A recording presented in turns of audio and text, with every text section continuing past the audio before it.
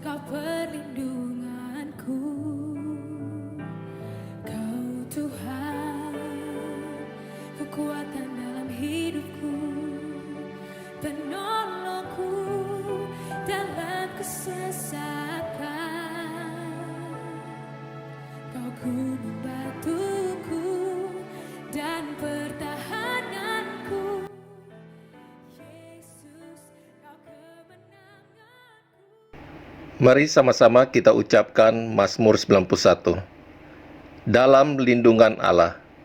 Orang yang duduk dalam lindungan yang maha tinggi dan bermalam dalam naungan yang maha kuasa akan berkata kepada Tuhan, tempat perlindunganku dan kubu pertahananku, Allahku yang kupercayai. Sungguh, dialah yang akan melepaskan engkau dari jerat penangkap burung, dari penyakit sampar yang busuk. Dengan kepaknya ia akan melindungi engkau. Di bawah sayapnya engkau akan berlindung. Kesetiaannya ialah perisai dan pagar tembok. Engkau tak usah takut terhadap kedahsyatan malam, terhadap panah yang terbang di waktu siang, terhadap penyakit sampar yang berjalan di dalam gelap, terhadap penyakit menular yang mengamuk di waktu petang. Walau 1.000 orang rebah di sisimu dan 10.000 di sebelah kananmu, tetapi itu tidak akan menimpamu.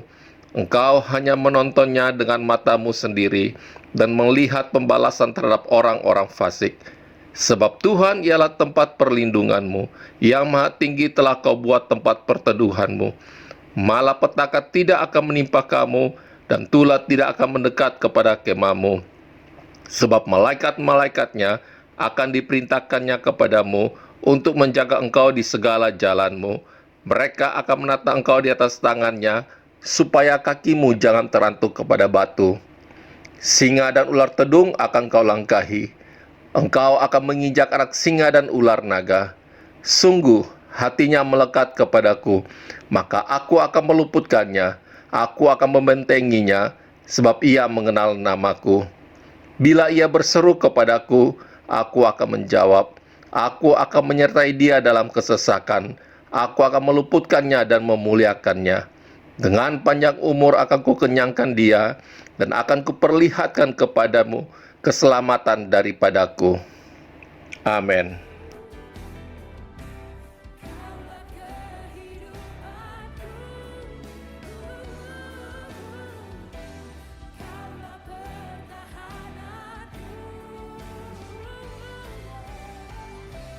ku percaya padamu.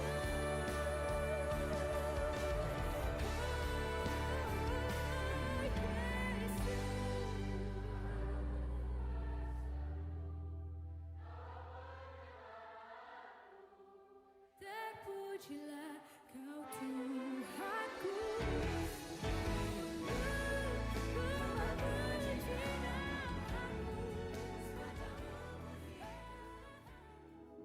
Shalom saudara. Salah satu arti dari Pentakosta ketiga adalah kebangkitan generasi Yeremia, yaitu anak-anak muda yang dipenuhi Roh Kudus, cinta mati-matian kepada Tuhan Yesus, tidak kompromi terhadap dosa, dan akan bergerak untuk memenangkan jiwa. Nah saudara, kebangkitan generasi Yeremia tidak hanya ditunggu secara pasif, tetapi harus dikerjakan secara aktif di komunitas lokal kita masing-masing. Ketimbang menunggu untuk sebuah ledakan besar, cara kerja kerajaan Allah itu dimulai dari benih yang kecil dan pelan-pelan akan bertumbuh. Tuhan Yesus memberikan kita sebuah perumpamaan dalam Matius 13 ayat 24-25 yang berkata, hal kerajaan sorga itu seumpama orang yang menaburkan benih yang baik di ladangnya. Tetapi pada waktu semua orang tidur, datanglah musuhnya menaburkan benih lalang di antara gandum itu, lalu pergi. Dari ayat ini, kita melihat cara kerja kerajaan Allah dan cara kerja iblis.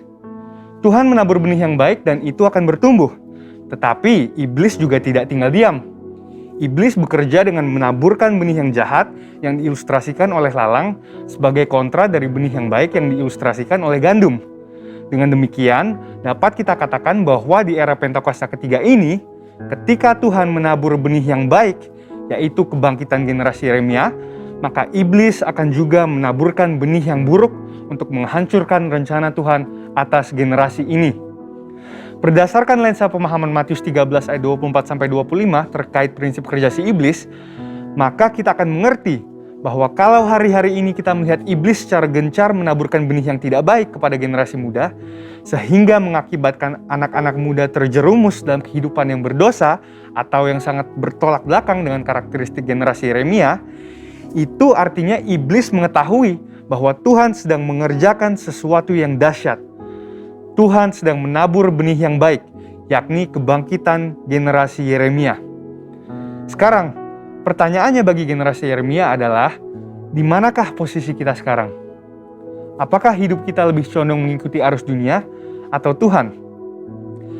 Arus dunia bisa berbicara mengenai budaya, norma, tren, dan ideal-ideal yang duniawi.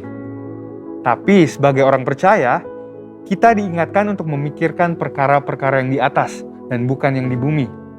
Seperti yang sering disampaikan oleh gembala sidang kita, perkara yang di bumi berbicara tentang hidup yang duniawi, yang dinyatakan dalam rupa perintah, peraturan, dan ajaran yang tidak membawa seseorang kepada pengenalan akan Kristus. Perkara yang di bumi juga berbicara tentang segala sesuatu yang berada dalam pikiran, perkataan, dan perbuatan yang merupakan sifat manusia lama sehingga bertentangan dengan kehendak Allah. Tetapi sesuai Roma 12 ayat 2, generasi Yeremia harus berubah oleh pembaharuan budi supaya dapat membedakan mana kehendak Allah yang baik dan yang berkenan kepadanya. Sebaliknya, kehidupan kita seharusnya ada di dalam Tuhan sepenuhnya. Ini berarti bahwa kita hidup mengikuti prinsip, ideal, dan standarnya Tuhan, dan bukan yang lain. Dengan kata lain, kita diminta untuk lebih lagi memikirkan perkara-perkara yang di atas. Dan juga seperti yang disampaikan oleh gembala sidang kita, memikirkan perkara-perkara yang di atas berarti bahwa kita harus menilai, mempertimbangkan, dan memikirkan segala sesuatu dari sudut pandang kekekalan dan sorga. Dan kita juga harus berpikir dan bertindak sesuai dengan pikiran dan tindakan Kristus. Jadi di manakah posisi hidup kalian sekarang? Dan apa yang kalian tunggu? Untuk itu ada dua langkah utama yang harus diambil oleh generasi Yeremia. Dan yang pertama adalah mengambil komitmen pribadi. Bangunlah kedalaman rohani. Gunakanlah waktu di masa muda kalian untuk membentuk spiritualitas, mentalitas, karakter, serta pengetahuan dan keahlian. Dan prosesnya memang tidak mudah, namun bukanlah hal yang mustahil. Mintalah pertolongan Roh Kudus dan beri dirimu untuk dimuridkan, dimentoring oleh kakak-kakak rohani, dan bergabunglah dalam komunitas rohani yang sehat. Yang kedua adalah menjangkau keluar, yaitu bergerak untuk memenangkan jiwa-jiwa sebagaimana diperintahkan kepada kita oleh Tuhan melalui amanat agung dalam Matius 28 ayat 19-20. Jadi apalagi yang ditunggu? Jangan sampai yang ditunggu adalah kesiapan diri kita, sementara diri kita tidak melakukan apa-apa, tidak memiliki kerinduan untuk dipenuhi dengan Roh Kudus, tidak ada gairah untuk cinta mati-matian kepada Tuhan Yesus, dan belum rela untuk melepaskan kompromi dengan dosa yang tentunya menghasilkan kenikmatan bagi kedagingan. Hal ini dapat diumpamakan seperti kita berada di dalam mobil dan mengharapkan untuk tiba di tempat tujuan, tetapi tidak menghidupkan atau menjalankan mobil tersebut. Nubuatan telah disampaikan. Janji Tuhan tentang kebangkitan generasi Yeremia telah dinyatakan. Tetapi kitalah yang harus mengambil keputusan untuk bangkit dan untuk bergerak. Untuk itu, ini adalah saatnya untuk meresponi panggilan Tuhan dan untuk menggenapi rencananya atas generasi Yeremia dan atas umatnya. Saudara, untuk penjelasan lebih lengkapnya dari tim teologi kami, silahkan buka link yang ada di atas atau scan QR Code yang tersedia. Salam integritas dan Tuhan Yesus memberkati.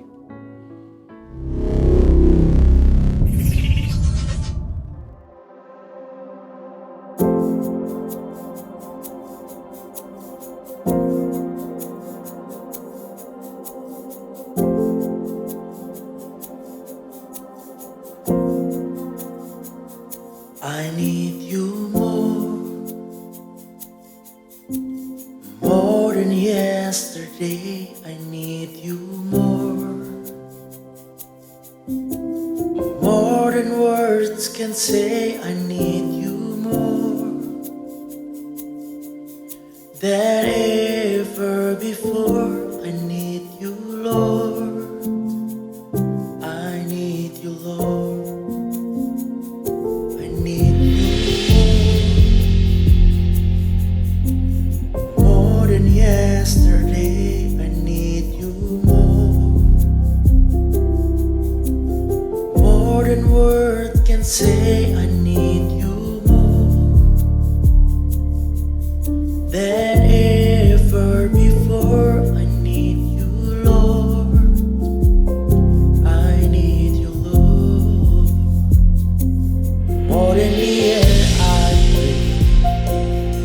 more than the song I see, more than the next heartbeat, more than anything. Lord, as time goes by, I'll be by your side, 'cause I never want to go back to my old life. I need you more than yesterday. I need you more than words can say. I need you more than ever before. I need you more. I need you, Lord, more than the air I breathe, more than the song I sing, more than the next heartbeat, more than anything. Lord, as time goes by, I'll be by your side, 'cause I never want to go back to my old life.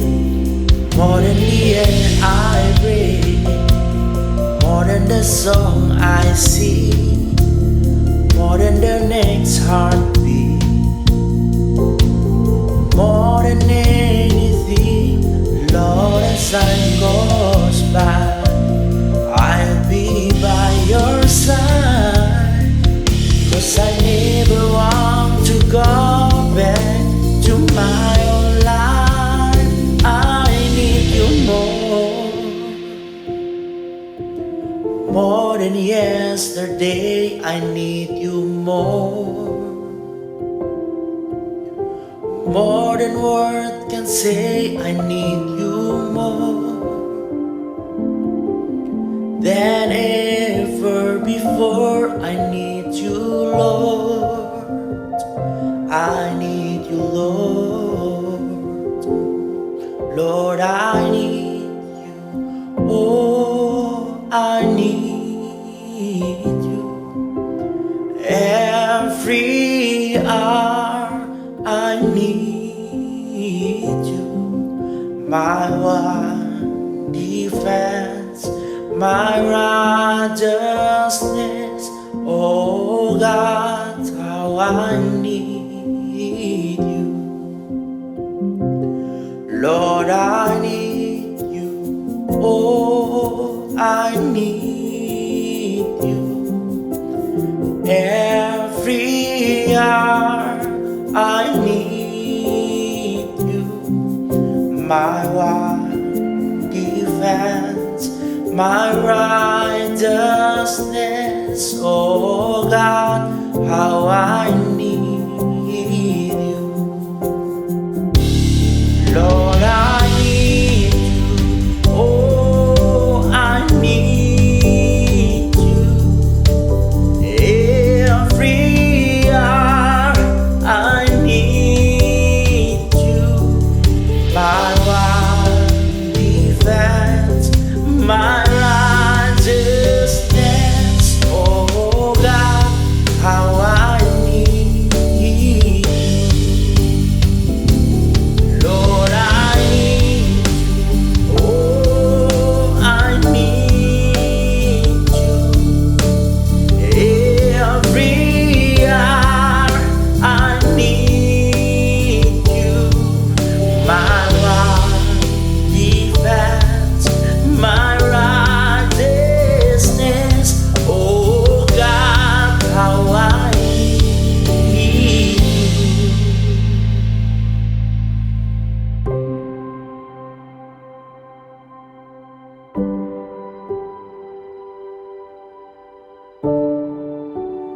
All I need is you.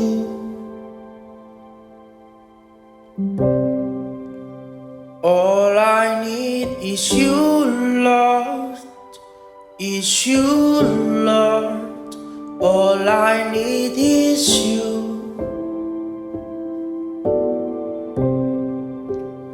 All I need is you, Lord. Is is you, Lord. All I need is you. All I need is you, Lord. Is you, Lord. All I need is you.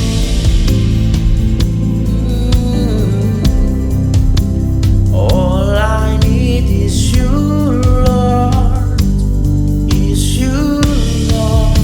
And all I need is you. All I need is you, Lord. Is you, Lord.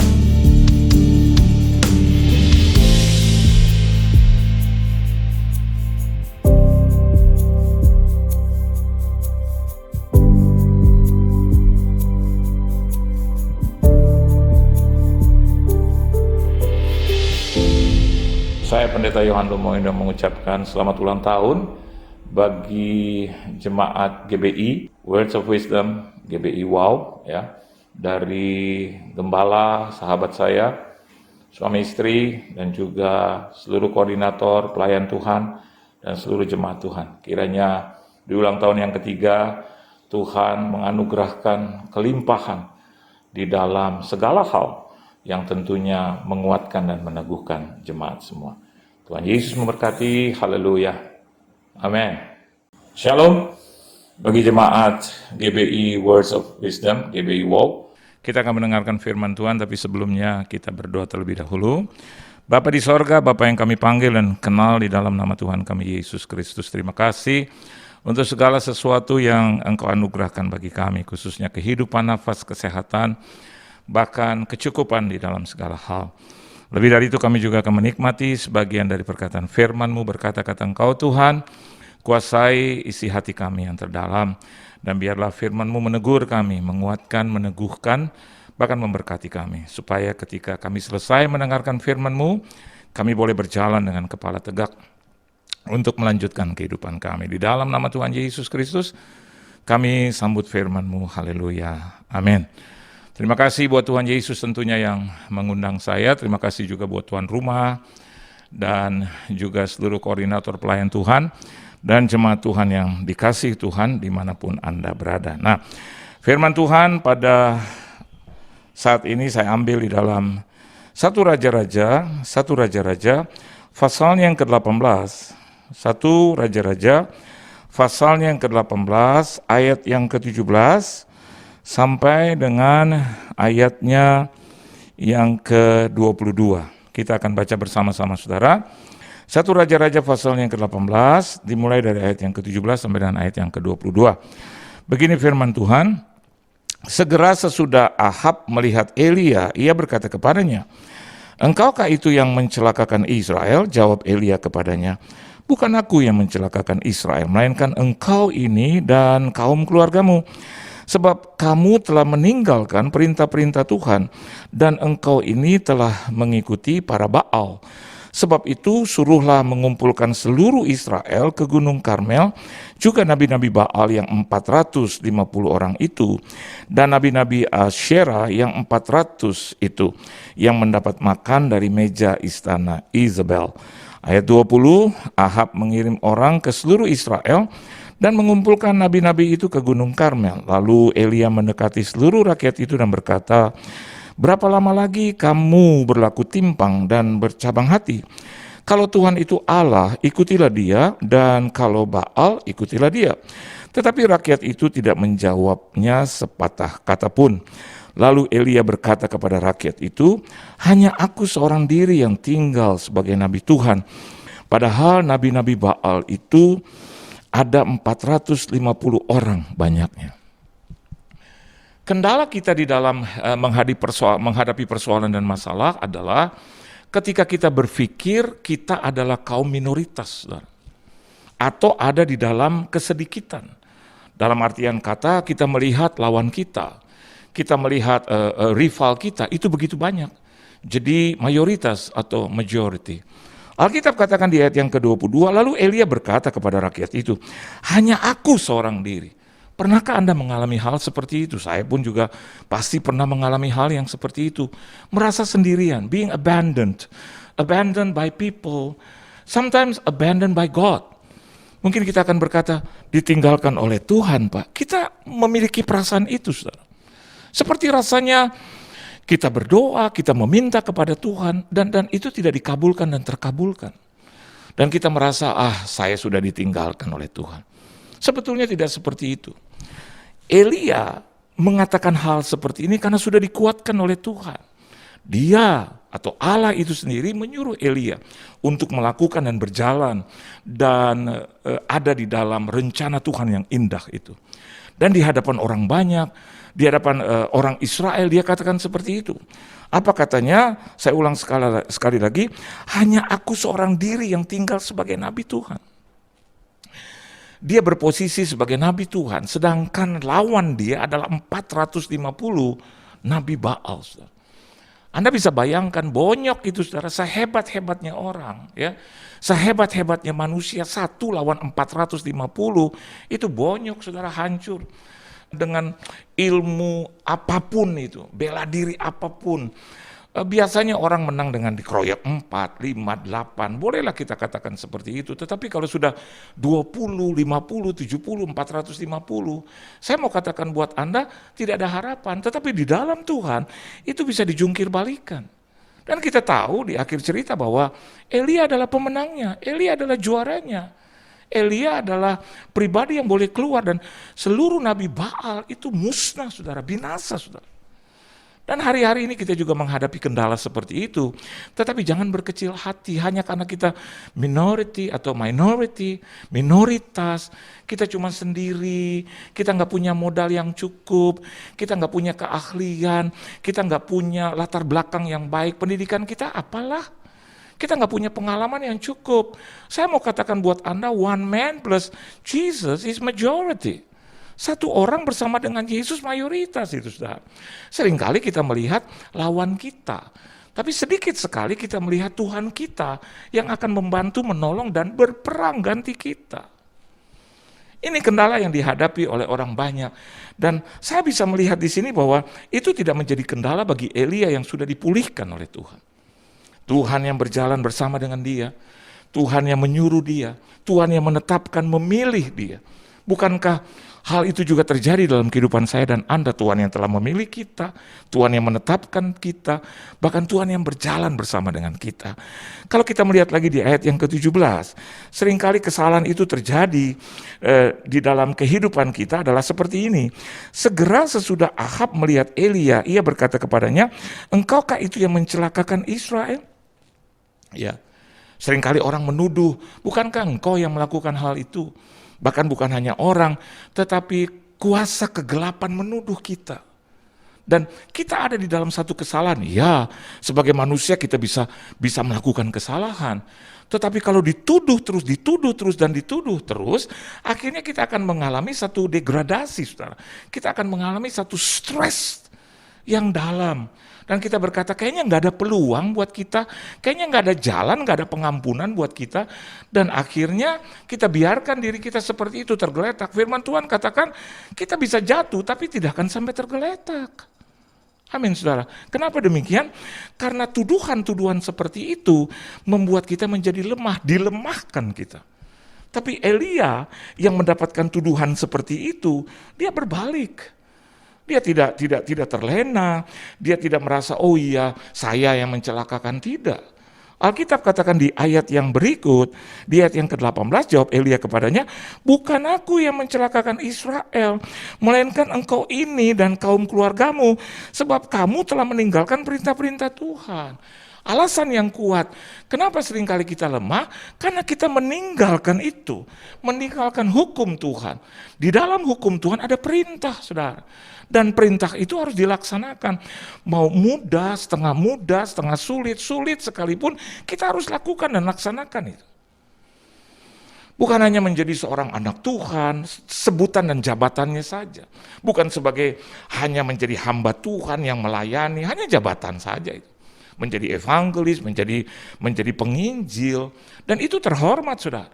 Tetapi tahukah saudara bahwa penilaian itu akan lebih kalau saya dan Anda, entah itu sebagai penginjil, sebagai anak Tuhan, bahkan sebagai hamba-hamba Tuhan, kita tetap takluk atau kita tetap melakukan perintah-perintahnya. Alkitab katakan itu. Meninggalkan perintah-perintah Tuhan. Jadi banyak orang meninggalkan Tuhan, kenapa demikian? Karena perintahnya yang dia nggak suka. Hiduplah kudus.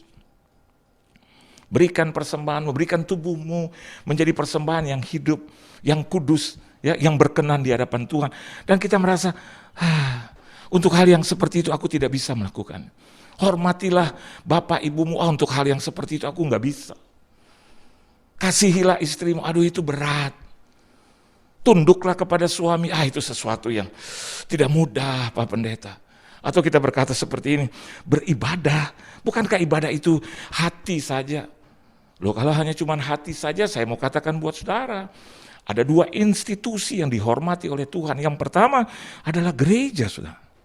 Dan yang kedua adalah keluarga.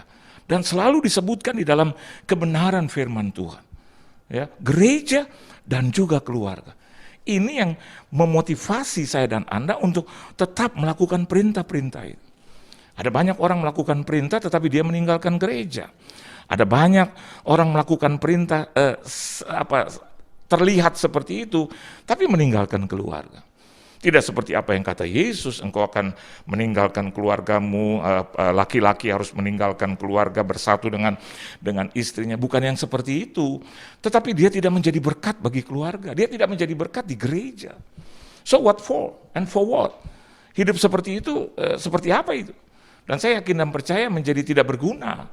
Kita pergi kemana-mana tetapi kita tidak bisa menjadi berkat, baik itu di gereja lokal maupun di dalam keluarga kita sendiri. Dan yang berikut, Alkitab juga katakan seperti ini, ya. Sebab itu suruhlah mengumpulkan seluruh Israel ke Gunung Karmel, juga nabi-nabi Baal yang 450 orang itu, dan nabi-nabi Asyera yang 400 itu yang mendapat makan dari meja istana Izebel. Apa maksudnya di sini? Maksud daripada Elia adalah dia ingin membinasakan itu, saudara. Timbullah satu keberanian. Anak-anak Tuhan juga harus melakukan segala sesuatu dengan penuh keberanian. Keberanian apa? Keberanian untuk percaya kepada Tuhan. Amin. Bukan berani nekat. Bukan berani karena didorong-dorong. Berani untuk kasih lihat kepada orang lain, nih gue berani gitu loh. Enggak. Atau berani yang sia-sia. Tapi Elia tidak berkata itu, tidak ada maksud di situ untuk meninggikan diri, tapi selain untuk membinasakan nabi-nabi Baal itu. Dan saya mau katakan buat saudara, ini adalah tugas saya dan Anda untuk hidup berkenan kepada Tuhan dan melawan kuasa-kuasa kegelapan itu untuk berdiri untuk mewakili keluarga, berdiri untuk mewakili negara dan bangsa, berdiri untuk komunitas kita. Kita harus berdiri dengan penuh keberanian. Kenapa? Karena Tuhan di pihak kita. Dia yang menyuruh kita, Dia yang menyertai dan memimpin kita. Dan Alkitab selanjutnya dikatakan di ayat yang ke-20, Ahab mengirim orang ke seluruh Israel dan mengumpulkan nabi-nabi itu ke Gunung Karmel. Kalau Tuhan yang sudah menyuruhnya, kalau Tuhan yang sudah merencanakannya, maka itu akan terjadi, saudara. Dia akan pakai juga orang-orang yang memang berkompeten untuk hal itu. Dan kita melihat bahwa Ahab melakukan itu, ya. Dan Alkitab katakan di ayat yang ke-21, ya. Lalu Elia mendekati seluruh rakyat itu dan berkata, berapa lama lagi kamu berlaku timpang dan bercabang hati? Kalau Tuhan itu Allah, ikutilah Dia, dan kalau Baal, ikutilah Dia. Saudara, di dalam kehidupan mau tidak mau, tiap-tiap hari kita akan berhadapan dengan pilihan demi pilihan. Tuhan ingin berkata kepada kita, what side you on? Di mana engkau berada? Di pihak siapa engkau berada? Kita boleh warawiri, kita boleh istirahat, kita boleh bercanda, kita boleh beristirahat di dalam kepenatan kita boleh juga berpergian kemanapun, tetapi pilihan itu harus saya dan Anda tentukan. Di tengah-tengah kehidupan yang tidak mudah, Tuhan akan memperkenankan kita untuk memilih. Dan Elia yang telah menekatkan hati untuk memilih Allah Tuhannya yang benar itu memberikan satu transformasi. Kepada siapa? Kepada rakyat. Dia katakan, hari ini kau harus memilih. Saya dan Anda harus menjadi teladan dulu, baru kita bisa memberitahu kepada orang lain. Amin, saudara. Saya dan Anda harus memilih dulu Tuhan kita yang benar, ada di dalam kebenaran, baru kita mengatakan dan menawarkan itu kepada orang lain. Tapi kalau saya dan Anda tetap stuck, tetap ada di dalam sesuatu yang tetap saja, maka niscaya tidak ada satupun yang boleh mengikuti kita. Tapi kalau kita sudah firm, kita sudah kokoh, dan sudah menentukan pilihan kita, mau suka mau duka, pilihan kita adalah satu, yaitu Kristus Yesus, maka kita akan tularkan itu kepada orang lain. Dan Elia mengajak rakyat pada saat itu, ayo pilih. Kalau kau pilih Tuhan Allahmu, ikutilah dia. Tapi kalau kau pilih Baal, ikutilah dia. Artinya saudara, saya bisa melihat di sini, jangan juga menjadi orang yang suam-suam kuku, atau menjadi orang yang gak punya pilihan. Dia adalah orang yang paling nestapa, paling menderita di muka bumi. Pilihlah saudara. Di tengah-tengah mayoritas, di tengah-tengah minoritas, ayo pilih. Dan hari ini Elia menawarkan pilihannya yang pertama, dia jatuhkan kepada Tuhan Allahnya. Dan baru dia katakan, kalau kau memilih Baal ya ikutilah dia. Tetapi yang first, yang priority, dia sebutkan, saudara. Di dalam kehidupan saya dan Anda juga harus demikian. Walaupun ada negatif, walaupun ada hal buruk, itu nanti Anda sebut belakangan. Yang pertama yang positif. Yang pertama yang baik-baik dulu, saudara. Jangan yang buruk-buruk yang ditampilkan. Elia memberikan pilihan yang pertama itu adalah Tuhan Allah itu. Dan kalau Anda ingin memilih, memilihlah yang pertama itu. Yang baik, yang benar itu. Bukankah Alkitab katakan dia adalah Alfa, dia adalah yang pertama itu. Dia yang mula-mula itu. Dan saya mau katakan tidak ada yang lain. Oleh sebab itu kalau pilihan saya benar, pilihan Anda benar, maka selanjutnya kita bisa merasakan kebaikan Tuhan. Tapi kalau pilihannya sudah salah, bagaimana mungkin kita bisa melihat kebaikan Tuhan? Bagaimana mungkin kita bisa merasakan kebaikan Tuhan? Pilih aja udah salah.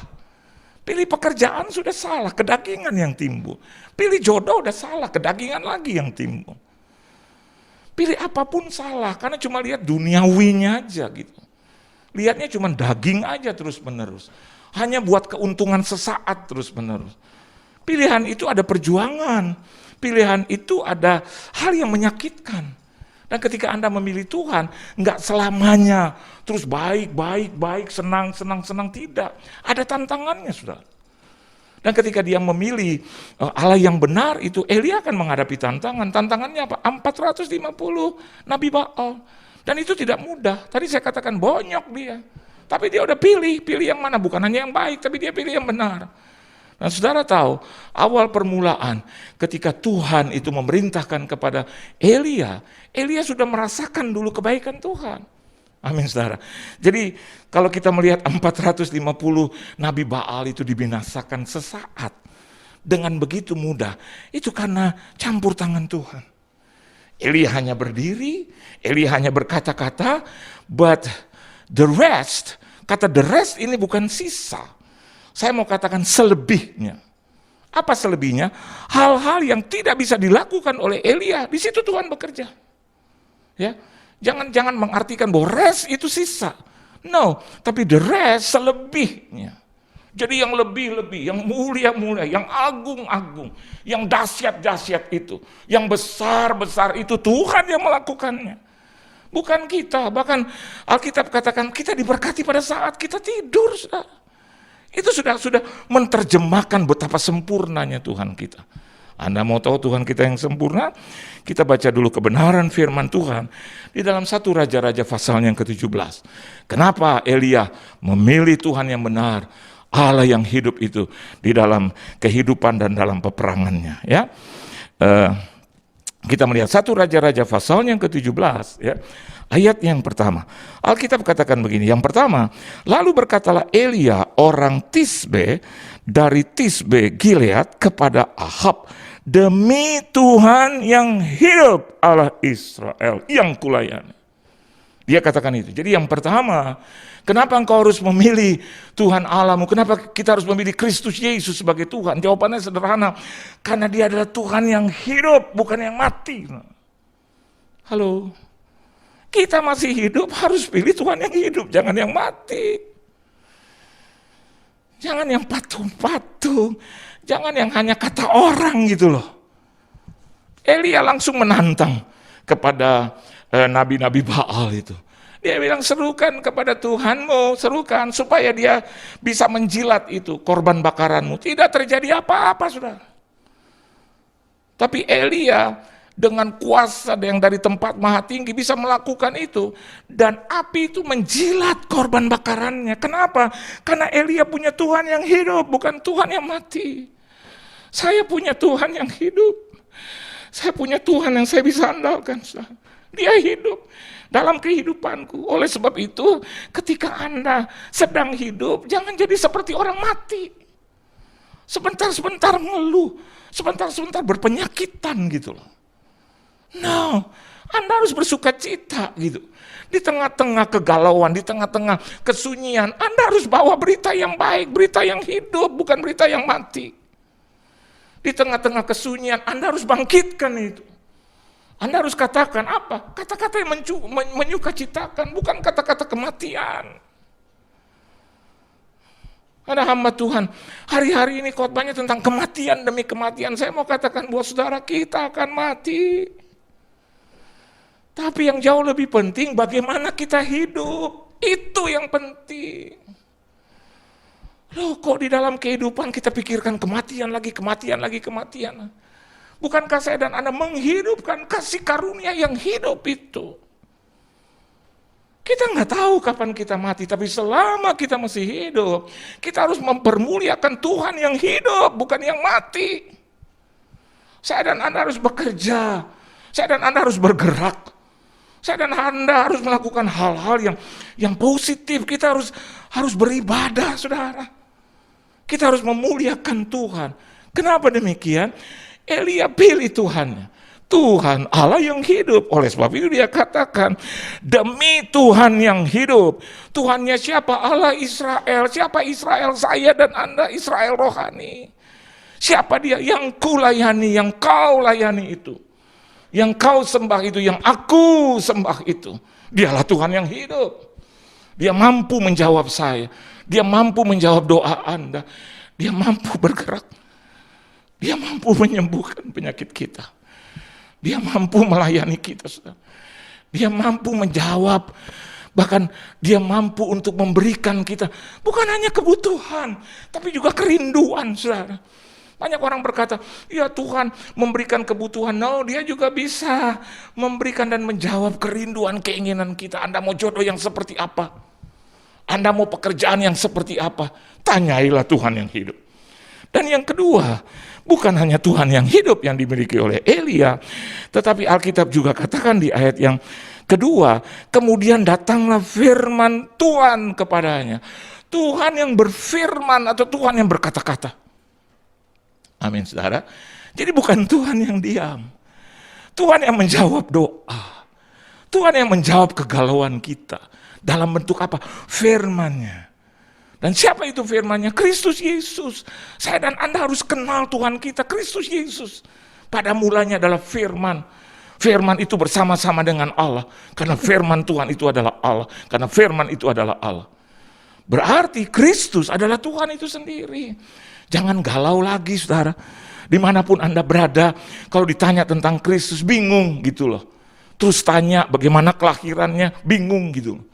Nggak usah sampai jauh sejarahnya gitu, saudara. Karena ada dua hal, bicara tentang sejarah, bicara tentang kisah Tuhan. Sejarah itu history, sejarah itu adalah history dalam bahasa Inggris, tapi yang kedua Tuhan itu juga punya kisah, his story. Saya dan Anda bukan sejarahnya Tuhan, saya dan Anda adalah kisahnya Tuhan. Amin, saudara. Dia adalah Tuhan yang berfirman. Saya dan Anda hari ini hidup karena firman Tuhan, karena perkataan Tuhan. Oleh sebab itu, hari-hari kehidupan kita jangan lupa juga memperkatakan firman. Kata-kata yang hidup. Dia bukan hanya hidup, tapi juga dia berkata-kata. Jadi dia bukan hanya bergerak saja, tapi dia berkata-kata. Saya dan Anda juga harus berkata-kata yang positif, yang membangkitkan orang, yang juga menyembuhkan orang, memberikan kata-kata yang baik buat orang yang sakit. Bergerak untuk melakukan kebaikan. Kata-kata kita yang keluar bukan kata-kata yang tidak bermanfaat, tapi bermanfaat. Dan yang ketiga, kenapa Elia memilih Tuhan Allahnya daripada Tuhan Allahnya nabi-nabi Baal itu? Yang ketiga ada alasan, saudara. Alkitab berkata di ayat yang ketiga, pergilah dari situ, berjalanlah ke timur, dan bersembunyilah di tepi sungai Kerit, di sebelah timur sungai Yordan. Dari ayat yang ketiga ini saya mendapatkan satu revelation. Apa itu? Yang ketiga adalah Tuhan yang memerintah. Amin. Kita mengikuti protokol kesehatan. Kita mengikuti PPKM dari level 5, 4, 3, 2, 1. Saya mau tanya dengan Anda, dari mana kita tahu? Karena ada pemerintahan. Dan itu berlaku, saudara, tidak surut. Berlaku solid. Selama peraturan itu belum dan tidak dicabut, we have to follow it. Amin. Ini pemerintahan dunia. Saya mau katakan buat Anda, Tuhan yang saya sembah, yang Anda sembah, adalah Tuhan yang memerintah. Dia memerintahkan segala sesuatu. Oleh sebab itu, hiduplah tenang di dalam kuasa Tuhan yang ajaib. Kenapa demikian? Segala sesuatu boleh jadi karena perintahnya. Dia tidak akan jadi kalau tidak diperintah oleh Tuhan. Amin. Hidup saya dan Anda hari ini boleh sehat, dijauhkan dari segala malapetaka. Kenapa? Karena ada Tuhan yang memerintah. Dan yang terakhir, di ayatnya yang ke-4 di situ dikatakan, engkau dapat minum dari sungai itu, dan burung-burung gagak telah kuperintahkan untuk memberi makan engkau di sana. 5 dan 6, lalu ia pergi dan melakukan seperti firman Tuhan. Ia pergi dan diam di tepi sungai Kerit di sebelah timur sungai Yordan. Pada waktu pagi dan petang, burung-burung gagak membawa roti dan daging kepadanya, dan ia minum dari sungai itu. Di tengah-tengah kegalauan, saya mau katakan buat Anda, masih ada Tuhan yang memelihara kita. Amin. Tuhan yang memelihara kita. Ya. Bagaimana saya bisa hidup dari pemeliharaan Tuhan? Saya hamba Tuhan, saya tidak memiliki pekerjaan lain. Saya hanya melayani Tuhan. Saya juga mengalami seperti Anda, hampir 2 tahun. Kita ada di dalam problematika COVID ini, ya, pandemik ini. Tapi kalau Anda tanya kepada saya, Pak, bagaimana hidup Bapak? Saya akan jawab dengan terus terang. Saya hidup dipelihara oleh Tuhan. Saya tidak tahu bagaimana Tuhan memelihara saya secara detail, tapi yang saya bisa saksikan, ya, in general, tiap-tiap hari selalu ada saja berkatnya, selalu ada saja mujizatnya, selalu ada saja pertolongannya. Dari sana kita bisa melihat kenapa Elia begitu sangat memilih Tuhan Allahnya, karena dia tahu Tuhan Allahnya adalah Tuhan yang memelihara dia. Di sepanjang hidup kita, bahkan sampai dia datang kali yang kedua, kita tetap dipelihara oleh Tuhan. Hidup mati kita ada di tangan Tuhan. Biarlah pemeliharaan Tuhan yang hidup itu berlangsung sampai dia datang kali yang kedua. Tuhan Yesus memberkati saudara. Maju terus dalam Tuhan, tetap memilih Tuhan Allahmu, ya, yang dengan begitu rupa memelihara Elia dan begitu rupa memelihara saya dan Anda. Tuhan Yesus memberkati. Kita tunduk kepala, kita berdoa. Terima kasih Tuhan untuk firman-Mu, dan biarlah firman ini menjadi rema, menjadi kekuatan bagi kami. Kami tidak khawatir dan ragu lagi. Selama kami memilih Engkau, di sana ada jawaban. Selama kami memilih Engkau, di sana ada kekuatan. Selama kami memilih Engkau, di sana ada mujizat. Terima kasih Tuhan untuk firman-Mu, karena firman-Mu memang lebih daripada hidup kami. Berkati seluruh anak-anak-Mu, jemaat-Mu, dimanapun mereka berada, keluarga, rumah tangga, bisnis, usaha, mata pencarian, pekerjaan, perusahaan, perekonomian, kesehatan, tubuh, jiwa, dan roh, pelayanan mereka, gereja mereka, keuangan finansial mereka, pergaulan mereka, dimanapun mereka berada, diberkati dan jadi berkat. Dalam nama Tuhan Yesus Kristus, kami semua telah diberkati. Haleluya. Amin. Mari kita berdoa syafaat. Bapa, kami mengucap syukur untuk firman-Mu pada hari ini Tuhan. Terima kasih Tuhan, biar firman itu memberi kekuatan kepada hati kami Tuhan. Dan memberi hikmat kepada kami Tuhan untuk menjalani kehidupan kami Tuhan. Bapa, kami mengucap syukur dan kami berdoa untuk jemaat GBI WOW dimanapun berada Tuhan. Kami berdoa Tuhan, Engkau memperhatikan anak-anak-Mu ini. Engkau menjagai mereka seperti biji mata-Mu. Engkau melindungi mereka Tuhan dan Engkau memberkati mereka Tuhan. Engkau tidak melupakan anak-anak-Mu Tuhan. Sekalipun kami sudah lama tidak bersekutu bersama-sama di gereja, tapi Engkau menyertai anak-anak-Mu. Setiap pribadi Tuhan, tiap keluarga Tuhan. Dan mereka tetap Engkau memberkati Tuhan. Engkau tetap memberkati pekerjaannya, sekolahnya, pendidikannya Tuhan. Dan kehidupan keluarga yang Engkau memberkati. Terima kasih Tuhan, kami mengucap syukur. Dan kami berdoa Tuhan, biar anak-anak-Mu Tuhan Kau lindungi dari segala sakit penyakit Tuhan. Kami tolak sakit penyakit di dalam nama Yesus. Dan kami berdoa Tuhan supaya anak-anak-Mu berkemenangan Tuhan. Tidak ada sakit penyakit, tidak ada virus, tidak ada apapun yang mendekati anak-anak-Mu Tuhan. Lindungi mereka semua Tuhan, dimanapun mereka berada. Tuhan, kami mengucap syukur dan kami berdoa juga Tuhan. Untuk Bapak Gembala kami Tuhan, Bapak Iwan dan Ibu Ola dan seluruh keluarga dan anak-anak dan oma opa. Engkau memberkati Tuhan, Engkau melindungi Tuhan. Engkau berikan kepada Pak Iwan dan Bu Ola Tuhan kehidupan yang bersekutu dengan Engkau lebih lagi Tuhan. Kami percaya Tuhan, pengalaman rohani bersama Engkau bertambah dalam kehidupan keluarga-Mu, anak-anak-Mu ini Tuhan. Dan kami juga berdoa Tuhan untuk bangsa dan negara kami Tuhan. Kami berdoa Tuhan supaya pandemi ini cepat berlalu Tuhan, di dalam nama Tuhan Yesus. Kami berdoa program pemerintah untuk vaksin itu boleh sukses Tuhan. Dan boleh menjangkau setiap orang-orang yang membutuhkan sampai ke pelosok-pelosok negeri. Tuhan, kami berdoa Tuhan. Dan kami juga berdoa untuk Bapak Gembala kami Tuhan, Pak Niko, Nyoto Raharjo, istri dan anak-anak Tuhan. Kami berdoa di dalam nama Yesus. Kau melindungi Tuhan Pak Gembala kami Tuhan. Jauhkan dari sakit penyakit Tuhan. Kami percaya, sekalipun kami tidak beribadah secara tatap muka, tapi kami percaya urapan pelayanannya, urapan Tuhan dalam kehidupannya tetap bertambah-tambah. Kami berdoa juga keempat wakilnya, Engkau Tuhan yang memberikan kesehatan. Engkau memberikan Tuhan pertumbuhan rohani selalu Tuhan. Sehingga mereka boleh melayani Tuhan sesuai dengan kehendak-Mu. Terima kasih Tuhan, kami mengucap syukur untuk Bapak Gembala kami Tuhan dan keempat wakilnya. Kami berdoa Tuhan, supaya setiap pribadi lepas pribadi di dalam jemaat kami Tuhan, selalu dekat dengan Engkau. Terima kasih Bapa di surga, kami akan menjalani hari-hari kami bersama dengan Engkau. Dan sebelum kami berakhir ibadah kami Tuhan, kami rindu untuk menerima berkat yang daripada-Mu. Kita akan menerima berkat Tuhan. Kita angkat tangan kita.